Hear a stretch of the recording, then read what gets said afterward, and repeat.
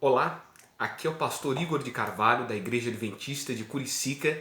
Mais uma vez é um prazer para mim poder estar aqui com você para transmitir uma mensagem do coração de Deus para o seu coração. E o título da nossa mensagem de hoje é A Pandemia da Incoerência. Desde o dia 3 de março já se sabia no Brasil que o coronavírus estava no país, porque foi comunicado pelo Ministério da Saúde.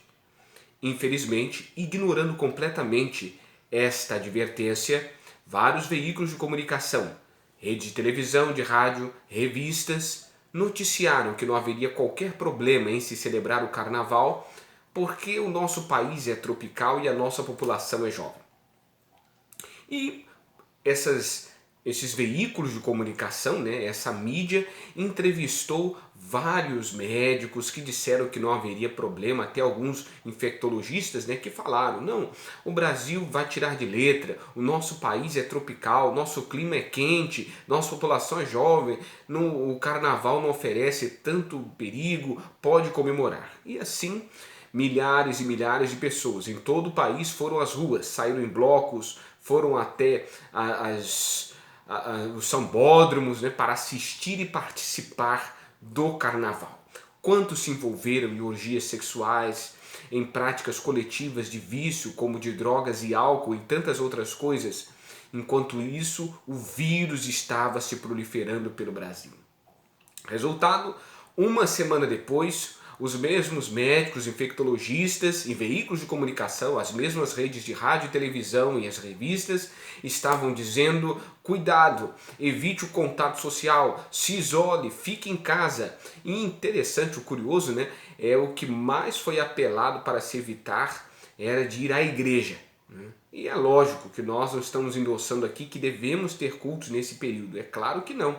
Enquanto estamos em meio à pandemia, a gente precisa evitar mesmo, porque é necessário evitar a aglomeração para evitar a proliferação do vírus. Porém, foi um discurso muito incoerente. Como é que uma semana todo mundo sai de casa? Uma semana depois todo mundo fica em casa. Foi a incoerência. Um dos maiores gestos de incoerência da história do nosso país. E não somente isso, eu, pelo menos uma vez por semana, eu leio jornal e ali lendo o jornal me chama a atenção porque o mesmo jornal que está dizendo fique em casa e apresenta vários números de infectados e mortos traz propagandas de supermercados e na época da Páscoa até de lojas de chocolate.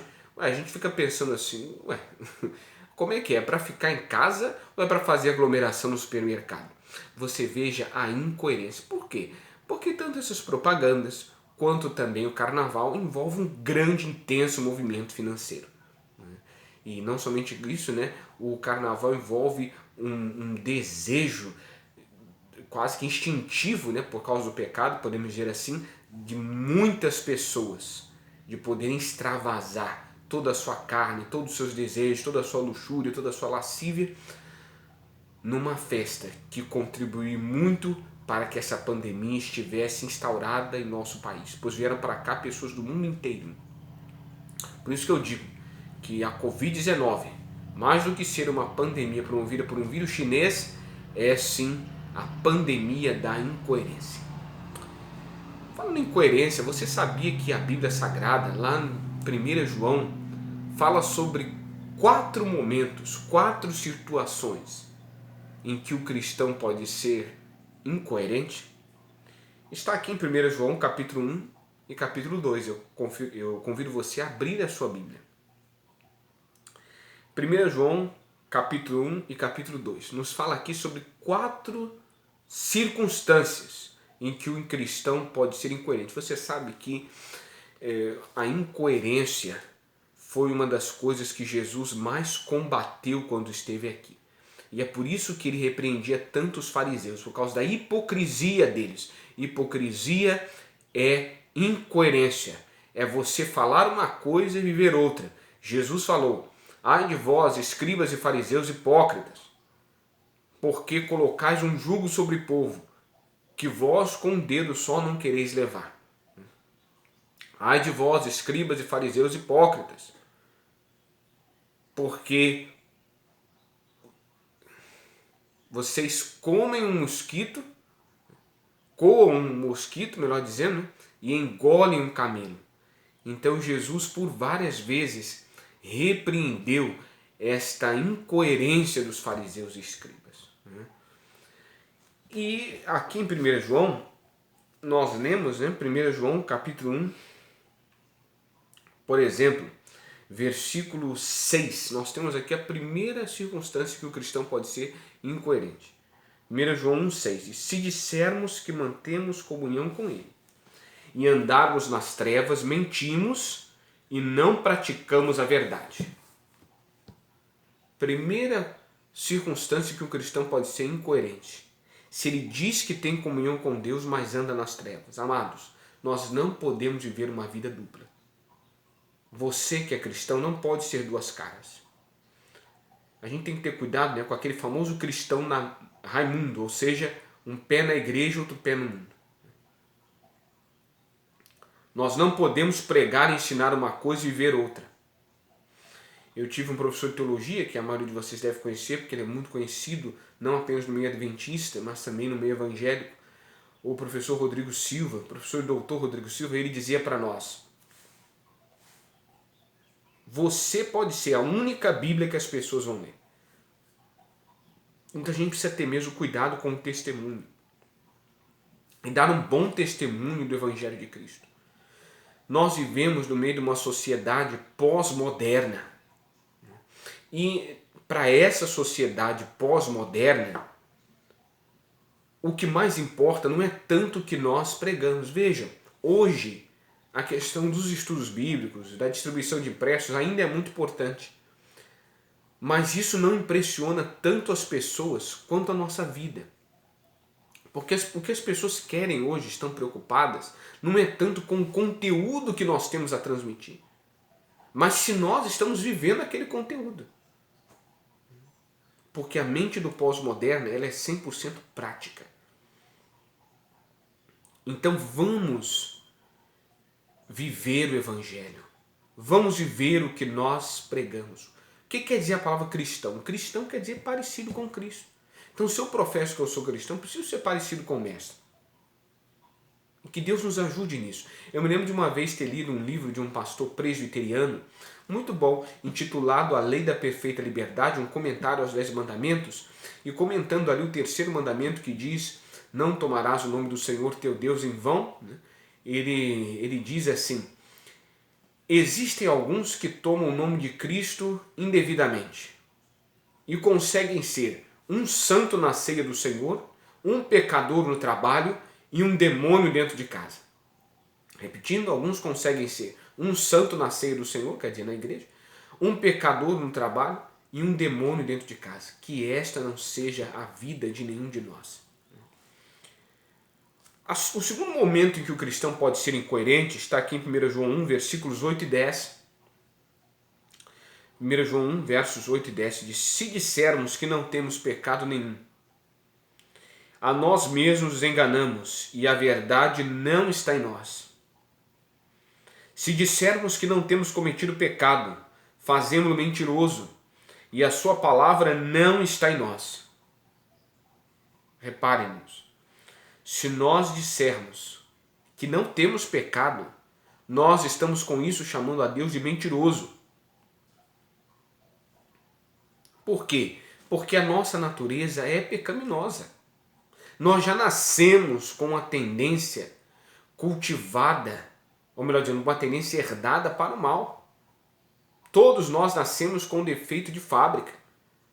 O pecado está em cada gota do nosso sangue, em cada célula do nosso organismo. O pecado está no nosso DNA. Nós não somos pecadores simplesmente porque pecamos. Nós pecamos porque somos pecadores. Isso é até a frase de um outro professor meu, o pastor me rodou. Então todos nós já temos essa inclinação natural para o mal. Como diz lá o Salmo 51, versículo 5. Eu nasci na iniquidade, em pecado me concebeu minha mãe. Como diz o profeta Jeremias: enganoso é o coração e desesperadamente corrupto, quem o conhecerá? Não existe nada mais corrupto, segundo a Escritura, do que o meu e o seu coração. A nossa natureza ela é altamente depravada. Por isso, não se engane, meu irmão, achando que você vai poder acordar amanhã e dizer a partir de hoje nunca mais eu peco. Não existe isso. Essa doutrina perfeccionista, essa heresia que diz que nós podemos viver aqui nessa terra antes da glorificação sem pecar é falsa, é mentirosa. Não tem qualquer respaldo bíblico. É por isso que o apóstolo João está dizendo. Se nós dissermos que não temos pecado, estamos nos enganando, a verdade não está em nós, fazemos a Deus de mentiroso e a sua palavra não está em nós.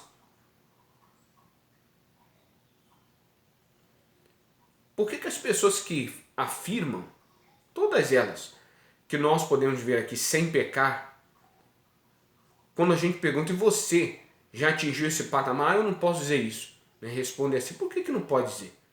Ué, se é verdade. Ou então não é verdade o que está se pregando, por alguns aí. Se é verdade que você pode, que é possível vir aqui antes da glorificação sem você cometer pecado nenhum a sua vida toda, então você não estaria mentindo ao confessar isso. Mas o terceiro momento em que o cristão pode ser incoerente está aqui no capítulo 2. 1 João 2, versículos 3 e 4. 1 João 2, versículos 3 e 4. Ora, sabemos que o temos conhecido por isto, se guardamos os seus mandamentos.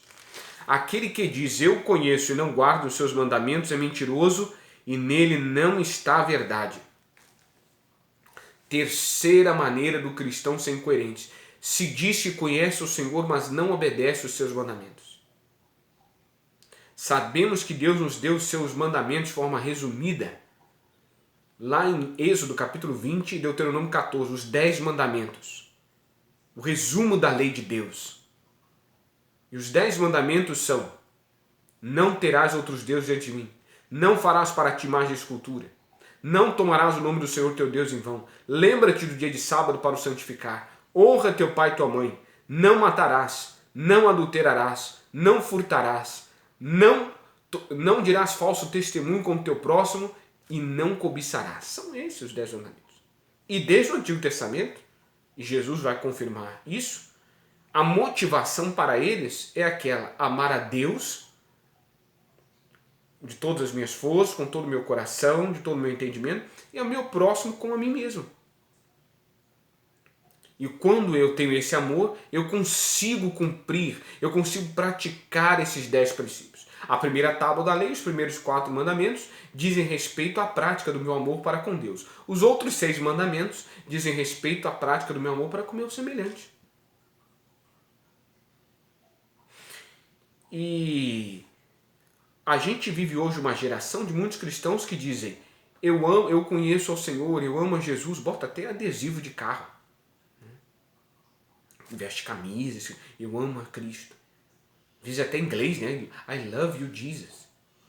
Agora, se nós dizemos que amamos a Deus, que o conhecemos, mas não obedecemos os seus mandamentos, a verdade não está em nós. Nós estamos sendo incoerentes.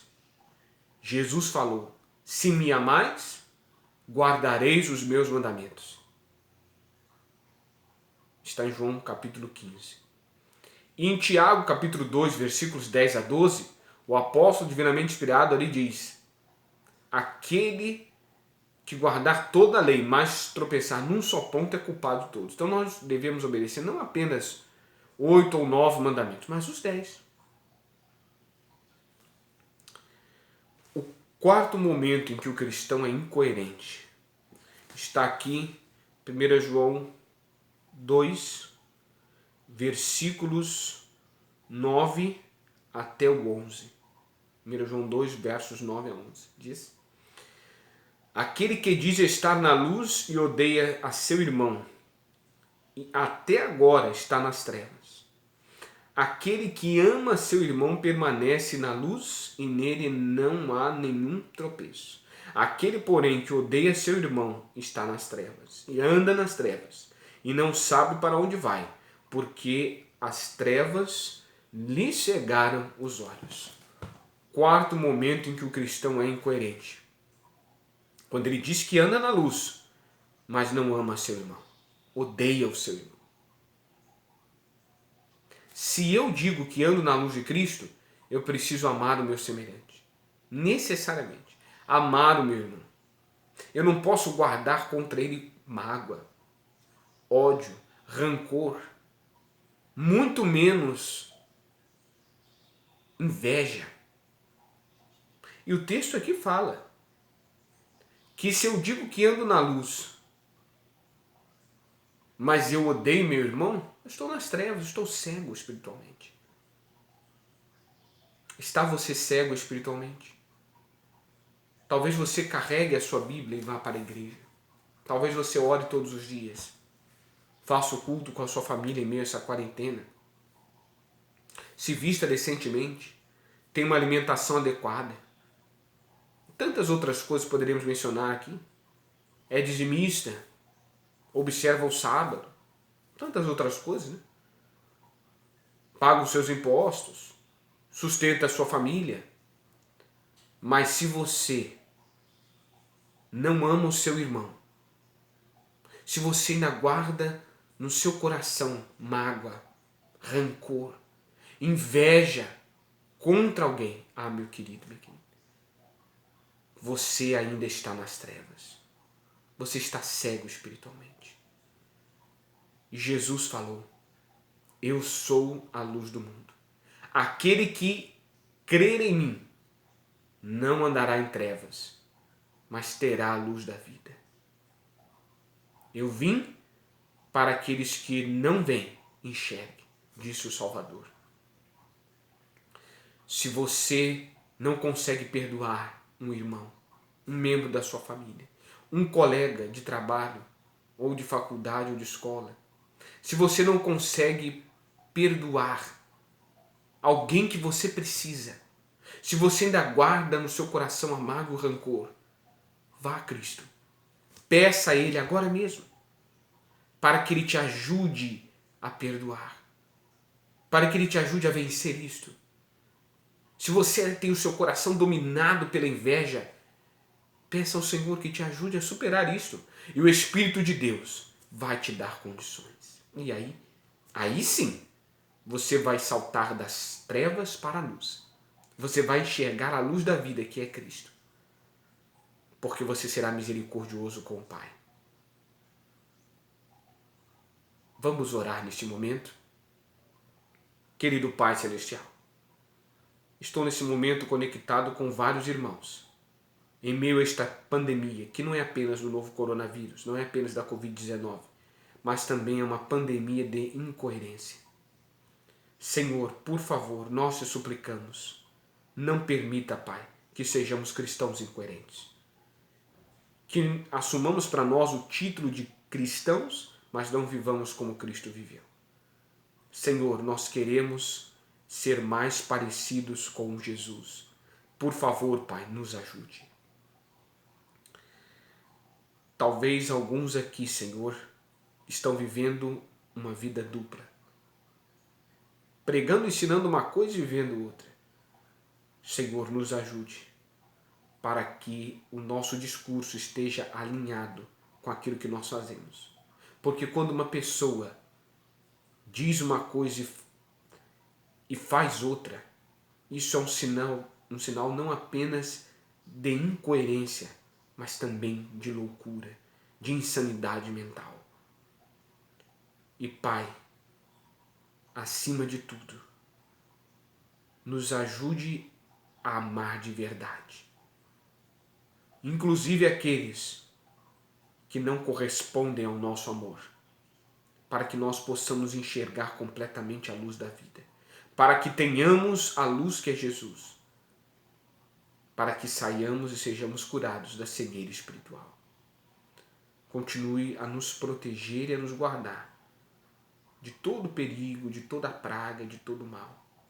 Proteja nós, a nossa família e a toda a nossa comunidade. em nome e por amor do nosso Senhor e Salvador Jesus Cristo. Amém. Deus abençoe e proteja você e a sua família, em nome de Jesus.